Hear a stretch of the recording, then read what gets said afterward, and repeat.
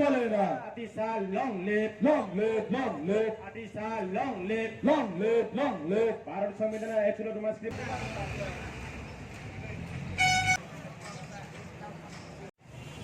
আজকে আমাদের all Tripura student association থেকে আজকে 2 দিন জন্য আমরা সেদিন যেমন করছি এখানে আস্তবল ময়দানের just near by the road উত্তর গেট। আজকের আমাদের ডেপুটেশন বা গণঅবস্থান হচ্ছে যে কবরক ভাষাকে ভারত সংবিধানের এজুকেটেড রুমাসিক করার জন্য আমরা এই মুভমেন্ট 2 দিন আমরা করছি। এটা হচ্ছে আমাদের যে ত্রিপুরা রাজ্যে ছাত্রছাত্রী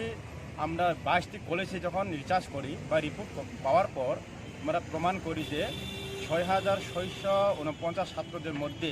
তিনি 6,643 জন ছাত্র তিনি রুমাসিক দিয়ে তিনি পরীক্ষা পড়ছে এবং এটা খুব ভালো করছে। সেই জন্য আমাদের 6% যে অন্য ভাষা দিয়ে বা অন্য অক্ষর দিয়ে যারা চাচ্ছেন তারা সেজন্য আমরা 6,643 জনের যে স্টুডেন্ট তিনি রুমাসিকের জন্য যারা প্রয়োজন এবং আমাদের ত্রিপুরাবাসী যারা আমাদের ভাষাকে উপরে বা এক্সুদিলের নেওয়ার জন্য আমরা যে ডেপুটেশন এই ডেপুটেশন গণঅবস্থার মধ্যে আমাদের সারা ভারতবর্ষ ত্রিপুরা রাজ্যে যে আমাদের ভাষাকে এইগুলো করার জন্য আমরা গণসংযোগ করছি। এই গণঅবস্থার মধ্যে আমাদের মেমোরিয়াল সাবমিট করবো আমরা 8 তারিখ ফেব্রুয়ারি মাসে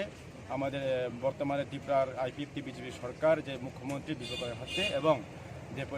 ডেপুটি সিএম এবং এডুকেশন মিনিস্টার এবং ট্রাইবাল মিনিস্টার কাছে আমাদের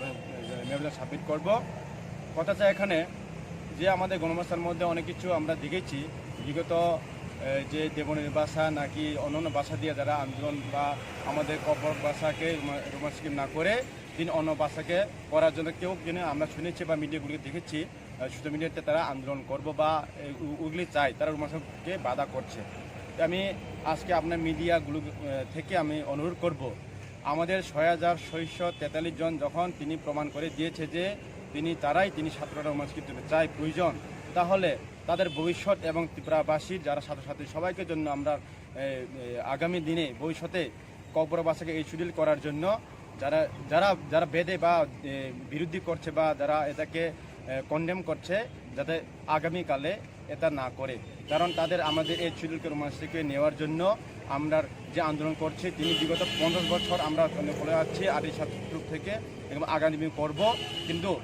ত্রিপুরা গভর্নমেন্ট যখন আমরা 8 তারিখ মেমোরিয়াল সাবমিট করবো, সাবমিট করার পর আমরা 1 সপ্তাহের মধ্যে এই গণঅবস্থানের যে আমরা আন্দোলন মেমোরিয়াল সাবমিট করার পর 1 সপ্তাহের মধ্যে আমাদের কোনো রিপোর্ট রেজাল্ট যদি ভালো ফল যদি না আসে এটা আমরা সেন্ট্রাল আরডিসি থেকে আমরা বসে আবার নেক্সট ডে আমরা মুভমেন্ট এটা আমরা আপনার মিডিয়ার মাধ্যমে জানিয়ে দেব। আজকের এই গণঅবস্থানের মধ্যে আমি মুভমেন্ট কমিটির চেয়ারম্যান থেকে আপনাকে সবাইকে ধন্যবাদ এবং আমরা এই মুভমেন্ট এখান থেকে নামটা আমার নাম হচ্ছে তপন দেবর্মা, আমি সেন্ট্রাল আরডিসি এজিএস